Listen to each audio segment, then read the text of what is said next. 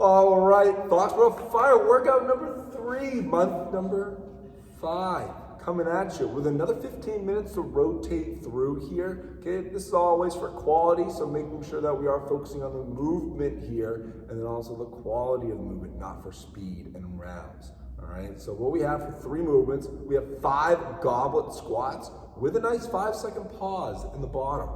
15 air squats immediately after you do those goblet squats, and then a 30-second hollow hold. You can give yourself a good little rest in between, okay, rounds here if you need it, but then try and get through the next round so that we can get at least 3 to 4 rounds of this, maybe even get into 5 if we're moving a little bit on the faster end. All right, so what we got here is that first movement is the goblet squat. So we're holding that weight in the front rack position. It can be a kettlebell or a dumbbell. Either one, our feet are gonna set up underneath the shoulders. Elbows are tucked underneath the weight. Chest is tall, core is super tight. So when Funky takes a nice deep breath in, he's gonna send those hips down and back towards his heels with the knees driving out. In the bottom here, he's squeezing that core, keeping the tension, and then after 5 seconds, he'll breathe out and stand up to reset for a second. So side view here, you'll see that when he is in the bottom, it's in a good active position, not a nice drooped position with that chest falling forward. So again, when we're looking for quality, pick a light to moderate weight today that you can really focus on the movement itself and not chasing a heavy weight to get this done with. So I would suggest starting with a light weight, and the next couple rounds you can increase as you go. When you do the 5 goblet squats, right when you finish the 5th one, you drop the weight, you're going right into 15 air squats, and the movement doesn't change, it just gets lighter and you're moving faster. So now you can move quick, making sure you're keeping that chest up the whole time. Deep breath in the bottom, breathing out, coming up, and notice how the knees always drive out. And when you squat, just always make sure the weight stays in your heels, never in those toes. All right, and then once you finish those squats, you're coming down to a hollow hold. So we've been over a few different options with these. The easiest hollow hold option here is going to be with the knees tucked and the hands by your side. So the lower back's glued to the floor, you're squeezing those abs, and you're picking those shoulder blades up off the floor. Okay, a little bit harder will be those hands going up in the air, but the knees still stay tucked. A little bit harder will be one leg out, one leg in. And then the hardest option will be both legs out, both hands up. Whatever option you do choose, just make sure that you are holding it for the entire 30 seconds and that that lower back is glued to the ground.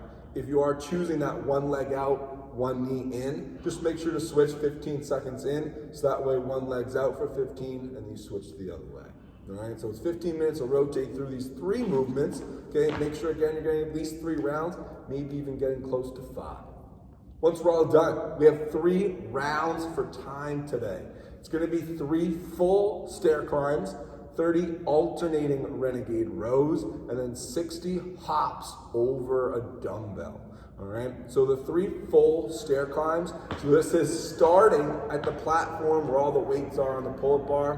What you're doing is you are going down to the bottom level, then you are going all the way to the top, so past where you started to the top of the tower, and then when you come back to the platform, that will count as 1 rep. So again, all the way down to level 1, then climb the stairs as high as you can go, and then back to the platform to where you started. Would count as 1 rep, so you gotta do that 3 times.